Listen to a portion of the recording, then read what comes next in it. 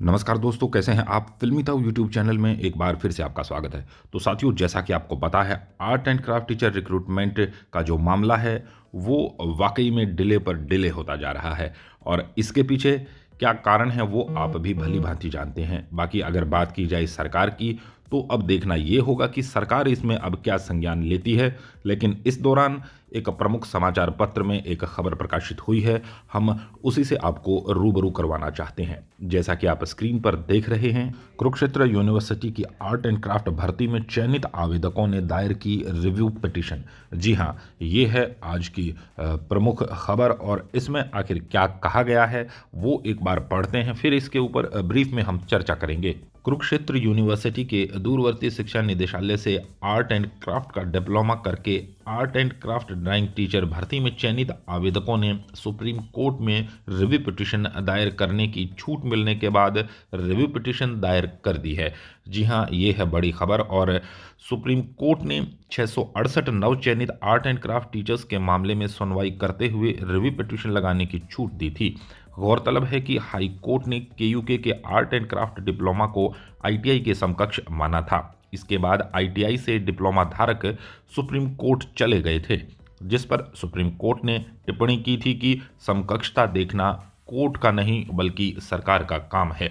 और इसी से कुछ आस भी जगी थी उम्मीदवारों में।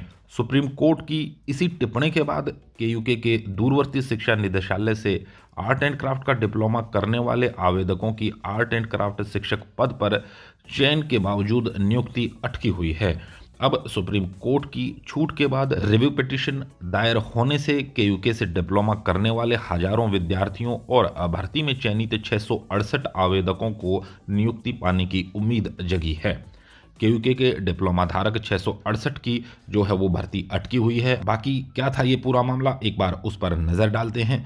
प्रदेश सरकार द्वारा वर्ष 2006 में आर्ट एंड क्राफ्ट टीचर भर्ती के लिए 816 पद विज्ञापित किए गए थे, जिनकी नियुक्ति वर्ष 2010 में की गई थी।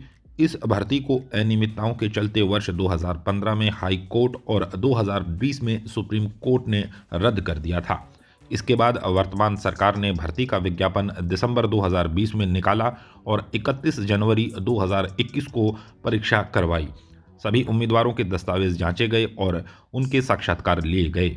इसके बाद 14 नवंबर 2021 को सरकार ने अपनी भर्ती का अंतिम परिणाम घोषित किया, जिसमें कुरुक्षेत्र यूनिवर्सिटी के डिप्लोमा होल्डर्स ने मेरिट आधार पर 816 में से लगभग 667 सीटों पर कब्जा किया और उसी के बाद से उठापटक शुरू हो गई। आपको बता दें कि 23 नवंबर को शिक्षा निदेशालय की ओर से जिले आवंटित करने का नोटिस भेजा गया, जिसके लिए 25 नवंबर को सभी चयनित आवेदकों को पंचकुला बुलाया गया था। इसी दौरान हाईकोर्ट की ओर से समकक्ष किए गए इस डिप्लोमा को आईटीआई आवेदकों की ओर से सुप्रीम कोर्ट में चुनौती दी गई और चुनौती के ऊपर सुनवाई करते हुए 24 नवंबर को सुप्रीम कोर्ट ने कहा कि समकक्षता निर्धारित करना कोर्ट का नहीं सरकार का काम है।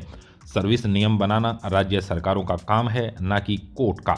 समकक्षता का निर्धारण सरकार स्वयं करे, इसके बाद से नियुक्ति पर ब्रेक लगे हुए हैं। बाकी कुरुक्षेत्र विश्वविद्यालय से डिप्लोमा किए हुए आवेदकों का कहना है कि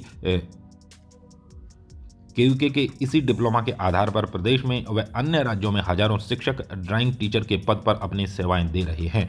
इस डिप्लोमा को यूनिवर्सिटी से लगभग 15,000 विद्यार्थियों ने पास किया है।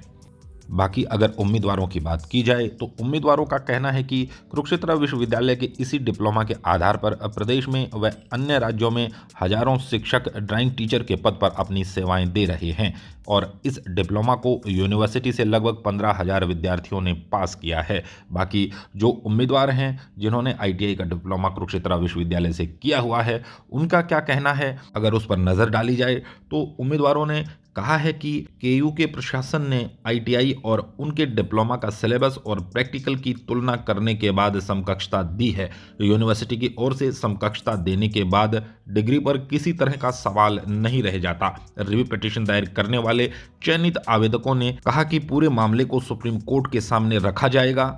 उनके डिप्लोमा पर जब आईटीआई आवेदकों ने सवाल उठाए थे तब उनके पास समकक्षता से संबंधित दस्तावेज नहीं थे और अब सभी दस्तावेजों की कॉपी उनके पास अवेलेबल है। और अब एक बार फिर से गेंद सुप्रीम कोर्ट के पाले में है, लेकिन साथियों इससे नुकसान केवल और केवल आवेदकों का हो रहा है। बाकी जहां तक सरकार की बात है, सरकार अब इसमें बड़ा रिलैक्स फील कर रही है क्योंकि उसको और समय मिल गया है इस भर्ती को लेकर, और इसमें भर्ती की नहीं जा रही या हो नहीं रही, ये दोनों चीज़ें पैरेलल चल रही हैं क्योंकि अभी कोर्ट में मामला पेंडिंग है और सरकार भी अपना पल्ला उसी के बहाने झाड़ रही है और उम्मीदवार टकटकी लगाए नियुक्ति की बाट जोह रहे हैं। बाकी साथियों इस पूरे प्रकरण को लेकर आपकी क्या राय है? क्या सरकार जानबूझकर इस मामले को डिले कर रही है या क्या इसके पीछे कारण हैं? उसको लेकर अगर आपकी कोई टिप्पणी है, कोई सुझाव है तो हमें कमेंट सेक्शन में ज़रूर बताएं, और कोई भी अगर दस्तावेज इस भर्ती से संबंधित आपके पास हैं तो वो आप हमसे साझा कर सकते हैं। तो दोस्तों ये था पूरा मामला, जो खबर आज प्रकाशित हुई थी उसको लेकर। तो आपसे फिर मुलाकात होगी। Till then take care, be safe, please do like, subscribe, share and comment Filmi Tau YouTube channel. Have a nice day. Jai Hind.